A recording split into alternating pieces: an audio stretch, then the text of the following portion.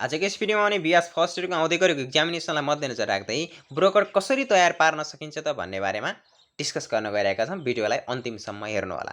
सुरुमा हामी ब्रोकर भने के हो त्यो बुझौँ है त अलिकति। ब्रोकर भनेको नेपालीमा ठ्याक्कै पुस्तिका भन्छ। यसको डेफिनेसन हुन्छ broker is a small printed piece of paper. एउटा सानो पिस अफ पेपर हो जुन चाहिँ के को लागि युज गरिन्छ त भन्दाखेरिमा प्रमोसनल मेटेरियलको रूपमा यसलाई युज गरिन्छ हैन। के गर्नको लागि त भन्दाखेरि एडभर्टाइजमेन्ट, कुनै पनि कम्पनीको कुनै अर्गनाइजेसनको विज्ञापन गर्नको लागि हामीले ब्रोकर तयार पार्छौँ कुनै एउटा टार्गेटेड अडियन्सको पर्सपेक्टिभमा है त।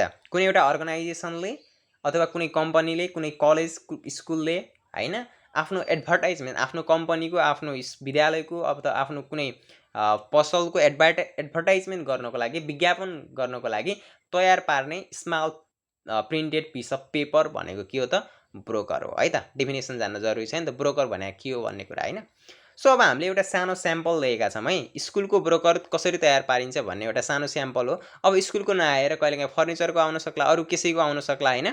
सो त्यही अनुसार तपाईले गर्नुपर्ने हुन्छ है त। एउटा स्याम्पलको अनुसार तपाईले त्यस्तै खालको क्वेसन आयो भने गर्नुपर्ने हुन्छ।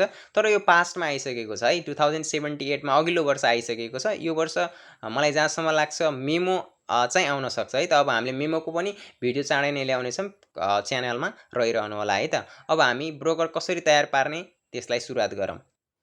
हामीले एउटा सानो स्याम्पलको रूपमा स्कुलको ब्रोकर कसरी तयार पारिन्छ त भन्ने बारे लिएका छौँ। सुरुमा हामीले टाइटल लेख्नु पर्यो हैन। जसको हामीले बनाउँदैछौँ पुस्तिका त्यसको टाइटल लेख्ने। सो अब हामीले यहाँ एउटा स्कुलको नाम लेखेका छौँ, creative English boarding school. So title भयो। त्यसपछि यो स्कुलको एक्सिलेन्सी के छ त हैन, त्यसको थोरै सानो डिस्क्राइब जस्तो गरिदिने। An English medium school educational excellency लेखौँ हैन। सो अनि त्यसपछि हामीले एउटा सानो फिगर गरौँ। जस्तो अब यहाँ फर्निचरको आयो भने यहाँ तपाईँले फर्निचर बनाउनु पर्ने हुनसक्छ, टेबल बनाउनु होला, सोफा बनाउनु होला हैन। यस्तै गरेर फर्निचरको आयो भने त्यही अनुसार जसको ब्रोकर बनाउनु भन्छ त्यही अनुसार है। यो एउटा स्याम्पल हो, यो स्याम्पललाई फलो गर्न सक्नुहुन्छ। अथवा तपाईँले अर्कै तरिकाले सिक्नु भएको छ भने पनि बेटर हो है त। सो अब हामीले एउटा लाइन यसरी तान्यौँ अनि त्यसपछि हामीले यहाँ एउटा पुस्तिका बनायौँ यो हैन। अनि एउटा खडकोड बनायौँ जहाँ चाहिँ हामीले यस्तो लाइनमा चाहिँ स्कुलको नाम लेख्यौँ हैन। जुन कहाँ पर्छ त्यो पनि लेखौँ। अब यो आफ्नो इच्छा जहाँ लेख्यो नि त भइहाल्यो नि त हैन। एक्जामिनरले चाहिँ यो यहाँको रहेछ त्यहाँको रहेछ भन्ने त्यो होइन कि। एउटा हामीले के गर्नु पर्यो त भन्दाखेरि फर्मेट बेस भएर जानु पर्यो कि। कहाँ स्कुलको नाम त्यो अनुसार जे लेख्दा पनि हुन्छ हैन। सो अनि हामीले कहिले स्थापना भयो त्यो लेख्नु पर्यो। यति लेखिसकेपछि हाम्रो पहिलो पार्ट सकिन्छ है त। सो हामीले यसलाई अझ फुलबुट्टा भरिदिँदा पनि बेटर हुन्छ। यसरी हामीले सुरुको खण्ड हामीले फिगरद्वारा यसरी प्रस्तुत गऱ्यौँ है त। सो अनि त्यसपछि हामीले के गर्नुपर्छ त भन्दाखेरिमा इन्ट्रोडक्सन दिनुपर्ने हुन्छ कि यो कम्पनीको अथवा यो स्कुलको हैन। कुनै हामीले कम्पनीको गराउँदैछौँ भने कम्पनीको इन्ट्रोडक्सन दिनु पर्यो। कुनै हामीले फर्निचर पसलको चाहिँ ब्रोकर गराउँदैछौँ भने फर्निचर पसलको इन्ट्रोडक्सन दिनु पर्यो हैन। त्यो कहाँ छ, त्यो कस्तो खालको अर्गनाइजेसन हो हैन, त्यसले कस्तो खालको चाहिँ वस्तुहरू उत्पादन गरिरहेको छ भनेर दिनु पर्यो फर्निचर हो भने। अब हामीले स्कुलको ब्रोकर तयार पार्दैछौँ त्यस कारणले गर्दाखेरिमा हामीले स्कुलको इन्ट्रोडक्सन दिनु पर्यो है त। So creative boarding school is an non profit making leading and service oriented educational organisation. यो क्रिएटिभ बोर्डिङ स्कुल एउटा non profit making leading service हो। एउटा यसले त्यति नाफा नखाएर हैन सर्भिस दिइरहेको छ र यो शैक्षिक संस्थासँग रिलेटेड छ हैन। Which is established for producing qualified responsible and discipline individual.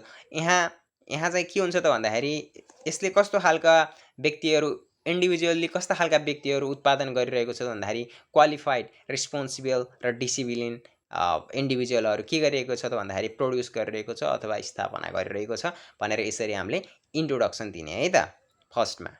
अनि सेकेन्डमा हामीले लोकेसन दिनुपर्ने हुन्छ, यो कहाँनिर छ, कहाँनिर अवस्थित छ भनेर। सो मैले this school building is located behind the Pashupati temple, Pashupati टेम्पलको पछाडिपट्टि छ भनेर मैले लोकेसन दिएँ हैन। अब त्यो लोकेसन त्यहीँ नै हुनुपर्छ भन्ने होइन नि त। एउटा हामीले फर्मेटलाई चाहिँ फुलफिल गर्नुपर्ने हुन्छ क्या यसरी हैन। अब त्यहीँ हामीले त्यो स्कुलको लेख्दैछौँ, आफ्नो स्कुलको लेख्दा पनि भयो, जसको स्कुलको लेख्दा पनि भयो नि त लेख्दाखेरिमा त। सो लोकेसन एक्ज्याक्ट हुनुपर्छ भन्ने जरुरी छैन कि। एउटा फर्मेट बेस चाहिँ हुनु पर्यो, फर्मेटमा हामी जानु पर्यो। सुरुमा हामीले इन्ट्रोडक्सन लेख्यौँ, अनि त्यसपछि लोकेसन, र अब त्यो स्कुलको अब्जेक्टिभ्सहरू के छ त, विशेषताहरू के छ त। This school has the following objective: foster primary, lower secondary and secondary studies of excellent quality. Foster primary, lower secondary र सेकेन्डरी स्टडिज हुन्छ एकदम क्वालिटी तरिकाले, एकदमै होइन क्वालिटियल तरिकाले, राम्रो तरिकाले चाहिँ फोस्टर प्राइमरीमा पनि पढाइ हुन्छ, लोअर सेकेन्डरी र सेकेन्डरी लेभलको एक्सिलेन्टली तरिकाले चाहिँ पढाइ हुन्छ, अध्यापन हुन्छ भनेर पहिलो विशेषता भयो। conduct curriculum and co-curriculum activities designed to fulfill the mission and vision of the school। अनि पढ्ने मात्रै होइन, सिक्ने मात्रै होइन, त्यो साथसाथै करिकुलम एक्टिभिटिजहरूमा पनि के छ त भन्दाखेरि यो स्कुल एक्टिभ छ होइन।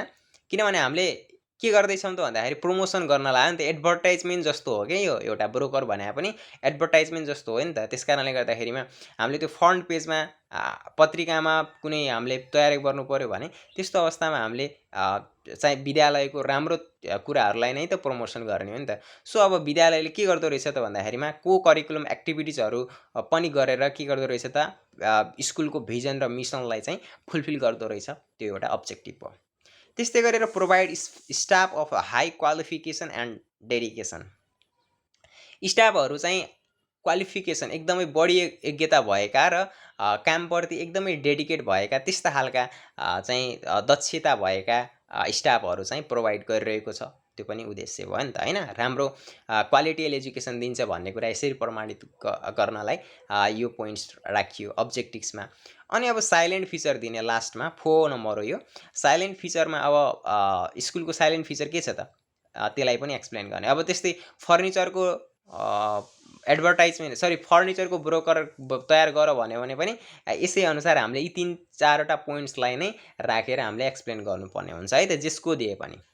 सो साइलेन्ट फिचरमा हामीले highly qualified and experience teacher होइन, क्वालिफाइड एक्सपिरियन्स टिचर छन्, यहाँ माथिको जस्तै जस्तै आयो, त्यसलाई पनि हामीले फिचरमा राख्यौँ। पिसफुल इन्भाइरोमेन्ट, एकदम शान्त वातावरण हुन्छ। English is the medium of the instruction.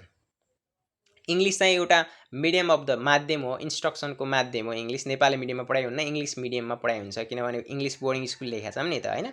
So learner centre in technique and teaching, हामी सिक्ने विद्यार्थीहरूलाई चाहिँ सेन्टरमा राखेर टिचिङ गरिन्छ, अध्यापन गराइन्छ भनेर यसरी हाम्रो साइलेन्ट फिचरहरू भयो है त। यसरी हाम्रो के भयो त भन्दाखेरिमा एउटा ब्रोकर तयार भयो। यति गरेपछि हाम्रो 5 मार्क्स आउँछ, राइट। सो मैले एउटा स्याम्पल तपाईँहरूलाई प्रोभाइड गरेँ। यसै गरेर तपाईँले जेसुकैको बारेमा आयो पनि यस्तै तरिकाले तपाईँले सोल्भ गर्नुपर्ने हुन्छ है त। सो अब नेक्स्ट भिडियोमा चाहिँ हामीले मेमो, नोटिस कसरी लेख्ने, इमेल कसरी लेख्ने, सबैको भिडियोहरू हामीले कन्टिन्यू तयार पार्दैछौँ। च्यानलमा रहिरहनुको लागि च्यानललाई सब्सक्राइब गर्नुहोस्, लाइक गर्नुहोस्, कमेन्ट गर्नुहोस्, सेयर गर्नुहोस् साथीहरूलाई है त। अनि राम्रो प्रिपेयर गर्नुहोस् है, prepare well and best of lock पनि भन्न चाहेँ मैले अहिले आजैबाट। So thank you.